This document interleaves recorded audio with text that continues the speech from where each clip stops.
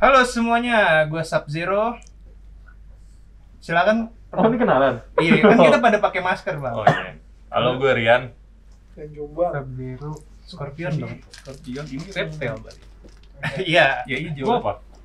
Sub-Zero ya harusnya. Ini Yoshimitsu bisa gue? Iya, silakan. Sub-Zero. silakan.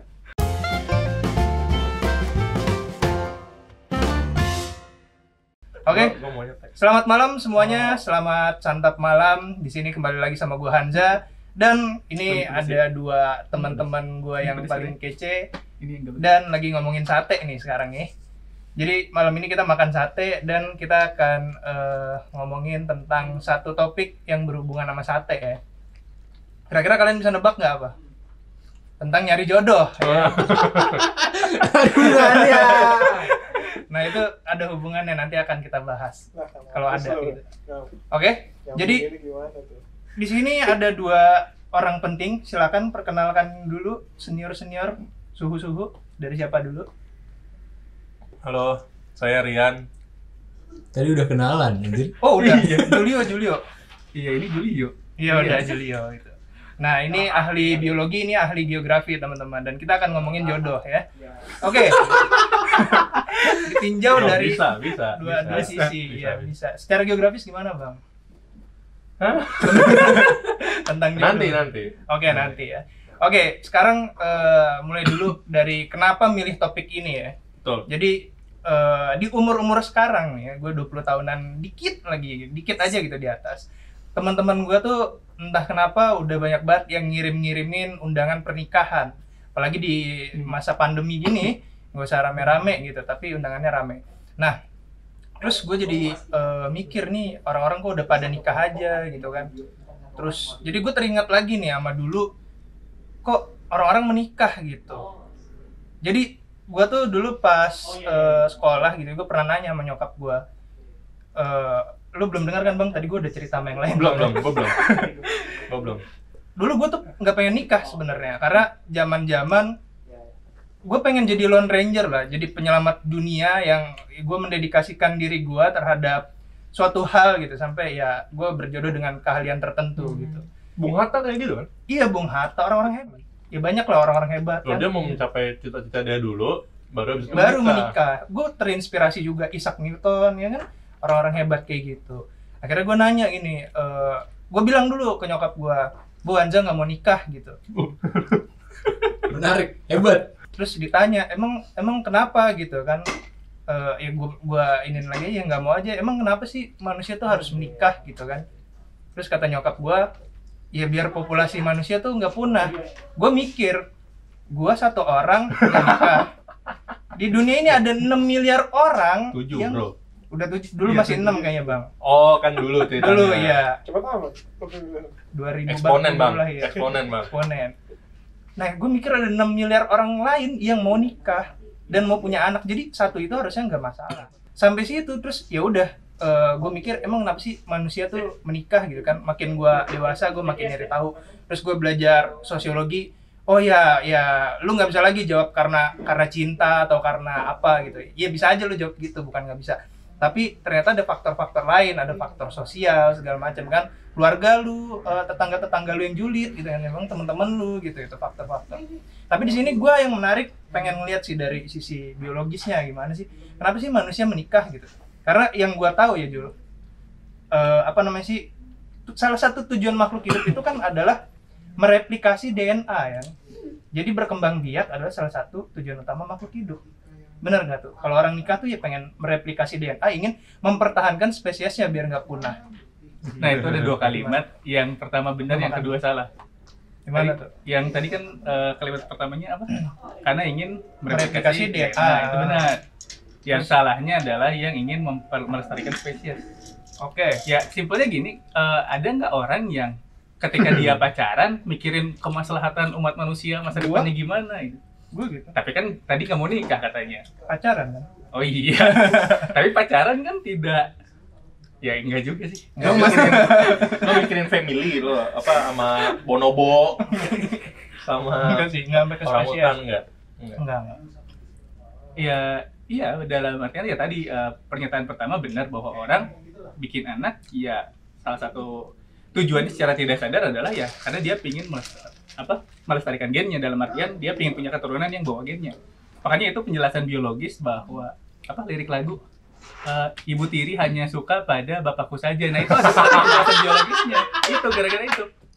Karena Ibu Tiri kan DNA-nya beda nih. Oh benar-benar. DNA-nya beda, nggak usah apa-apain gitu. Nah kan bukan. Ya gitulah kurang lebih. Nggak, tapi kan orang nggak mikir DNA gitu loh, Jul. Maksud gua zaman dulu nih, zaman purba. Nggak mikir, dia bahkan nggak tahu DNA. Iya. Ya pengen aja gitu, pengen. Iya. Makanya secara tidak sadar DNA-nya kan secara tidak sadar mempengaruhi dia. Bukan berarti berarti pengen DNA membuat dia pengen mendorong, ada rasa dorongan itu untuk iya. Tapi tidak sadar. Ya sama kayak virus juga kan bereplikasi diri karena DNA-nya, tapi bukan berarti virusnya mikir gue harus punya anak banyak, enggak. Dan kalau sudut pandang virus berarti virus bikin kita buat bersin gitu kan. Iya. Karena ketika bersin, Nah, kalau ya, DNA bisa kita punya bikin kita untuk mengeluarkan sperma. Kalau yang cowok. kalau yang cowok iya. bersin bang, bersin juga. Hah? Bersin, Oh, cuma iya. beda bersinnya. Oke, berarti salah satu orang nikah adalah dorongan itu tadi ya. Bukan cuma cinta, terus agama, mertua gitu kan. Macam-macam gitu. Dan sama adalah tadi cocokan DNA gitu ya. Karena gue keinget gini. Minggu lalu gue nonton kelas lu ngomongin tentang kecocokan DNA gitu. Berarti apakah DNA atau gen ya? Gue kurang ngerti sih. Berarti apakah sebenarnya kita tuh bisa nih nyari jodoh, nyari pasangan tuh ya dengan melihat bukan kecocokan budaya. Nggak, maksud gue ada nggak sih faktor-faktor? Karena gue pernah baca gini, yang namanya fertility gitu, itu bisa kelihatan.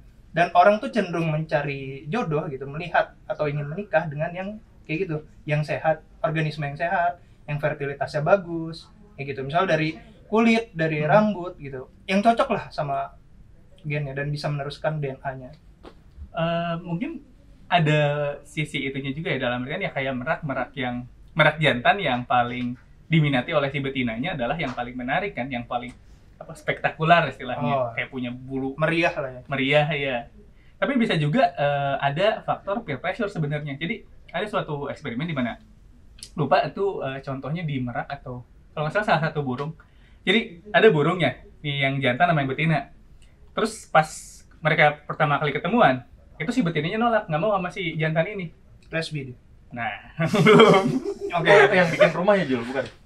nggak lupa burung apa, tapi ada salah satunya gitu. Pas awal pertama kali mereka ketemuan tuh si betinanya nolak nih, nggak mau sama jantan ini.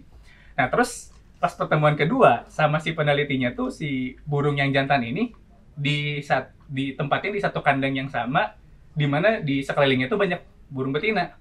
Nah pas si betina yang ini lihat, oh ini digilai banyak wanita nih gitu. Terus pas ketemuin lagi mau ternyata. Jadi di situ bahwa kita bisa menyimpulkan bahwa di burung aja ada peer pressure sebenarnya. Ada selera masyarakat yang membentuk ketertarikan suatu individu ini gitu. Padahal ini burung. Tapi kalau yang Orang. tadi kan sebenarnya bukan lebih ke sumber daya nggak sih, Jul?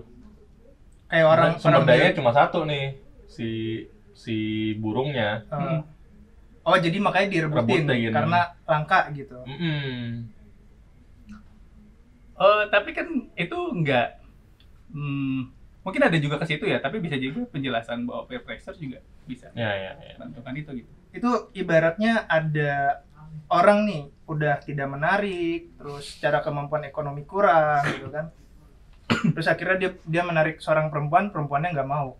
Akhirnya dia belajar, dia berusaha, dia jadi entrepreneur, dia jadi miliarder. Tapi mukanya gitu-gitu aja, nggak operasi plastik gitu. Nah akhirnya banyak nih cewek yang mau gitu kan. Terus si cewek yang tadi nolak, akhirnya mau lagi. Bisa kayak gitu nggak di manusia? Iya, sebenarnya kayak gitu. Tapi kalau itu mungkin kaitannya dengan yang tadi bahwa kalau misalnya burung merak lihat kemenarikan itu dari si spektakulernya. Kalau misalnya pada manusia, yang spektakuler itu kan nggak harus fisik. Iya betul. Kayak harta juga itu bisa dianggap sebagai spektakuler gitu. Akhlak misalnya. Gitu. Akhlak juga bisa. Orang-orang baik. Untuk kalangan tertentu kan. Terus ngomong-ngomong nih balik lagi ke yang tadi, attractiveness itu benar nggak sih? Tadi ya fertilitas segala macam. Ada nggak sih standar-standar nih? Gue pengen memikat banyak orang lain gitu. Ada nggak sih caranya gitu. Kita harus kayak gimana secara biologis gitu ya. Nah mungkin Ceritain. attractiveness itu lebih luas ya, dalam artian kita nggak bisa ngejelasin itu dengan biologi doang. Tapi kalau cuteness itu iya. Dalam artian cuteness itu sebabnya udah jelas.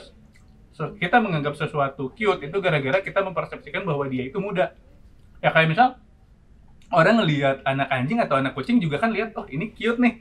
Tapi bukan berarti kita tertarik secara seksual pada anak anjing, enggak kan? Ya jadi kita tertarik pada sesuatu yang cute itu ya gara-gara kita ngelihat, oh dia muda, berarti innocent. Makanya itu alasan kenapa wibu itu ada yang tertarik pada karakter 2D. Terpanggil Jangan dia. tersinggung, Terpanggil. lo jangan tersinggung. Nah, justru harusnya Tersinggung, Enggak, anjir. enggak. harusnya ini wibu yang nonton Oi, merasa oi. terbela dong, karena Oi, wibu itu oi, biologis. oi. Iya. Wibu itu biologis Iya, teman-teman. biologis. Justifikasi terhadap perilaku wibu ini. Iya. Wibu itu biologis dari Normal, namanya. ibu itu normal. Iya. Kayak contoh penguin ya. Iya, penguin yang siapa? Grabkun Iya, apa kalian namanya. bisa lihat nih ya. Ntar tolong diedit. Dia ada penguin. Dia waktu itu ada karakter anime Ya, gitu karakter ya. anime Di gitu. Jepang, penguinnya di apa namanya sih? Kebun binatang di Jepang gitu. Terus dia kayak mantengin gitu kan, ngeliatin, tertarik. Iya. Dilihatnya cute gitu. Ya, karena kan gini, itu ceritanya si penguin itu tuh dia kayak kalau nggak salah baru di transfer ke situ, terus dia lihat ada figur, oh ini mirip penguin nih, warnanya hitam putih. Tapi Oke. si karakter ini dia kan nggak keluyuran nyamperin pejantan lain gitu. Wah ini bagus nih, setia berarti, makanya dia mantengin di situ. Kayak gitu. Wah, dia pendiam nih. Iya pendiam nih, Lucu, nggak imut. nyari-nyari jantan lain gitu. Makanya dia mantengin di situ. Tapi itu kan berarti lebih ke cowok ke cewek nggak sih? Kayak karena nature-nya untuk cowok kan melahirkan nyari orang yang melahirkan, Iya. ya kan? Eh, Semakin tua dia semakin cenderung untuk melahirkannya akan lebih bahaya dong. Makanya yang lebih nyari yang oh, lebih makanya muda. dicari yang cute gitu ya. Iya, Image maksud gua kemudaan. image-nya kemudaan, gitu. sehat gitu. Iya. Tapi kalau sebaliknya, masa yang cewek nyari yang Cowok cute imut, juga sih, iya. cowok imut. Iya, iya. Ini yang tadi, Jul, kayak itu kan ada konstruksi feminin, imut, terus lucu, lugu gitu ya Bang ya. Kalau cowok ya lu maco, terus perkasa gitu kan. Kalau lu cowok imut kan ya gimana. Tapi gitu. itu justru mungkin dibentuk oleh sosok pemimpin. Maksudnya kita kan lama nih, manusia hidupnya udah nggak hunter gatherer, udah apa ya, berkumpul, terus ada pemimpinnya gitu. Dan biasanya pemimpinnya cowok kan, Iya. di berbagai kebudayaan. Mungkin cowok ini yang dulu pertama-tama Memimpin. bisa memimpin adalah yang perkasa, Kayak gitu, yang yang kuat gitu, sehingga dia bisa melawan, menundukkan yang lain, gitu.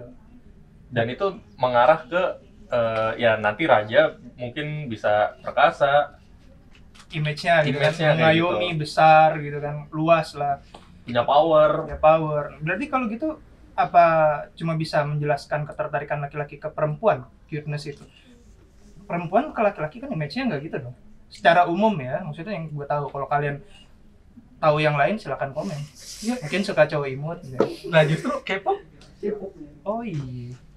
K-pop kan cute, dia niatnya nih. Makanya orang suka. Si istilahnya tuh Toxic masculinity udah dihilangin sama K-pop. oh iya, enggak harus cowok yang wah ini ngedance tuh kayak cewek gitu, tapi karena adanya K-pop ya jadi berubah gitu image-nya ya. Nah, tapi K-pop juga nggak selalu imutnya, bukan imut yang Kayak idol yang gue nggak bisa sih ya, cuma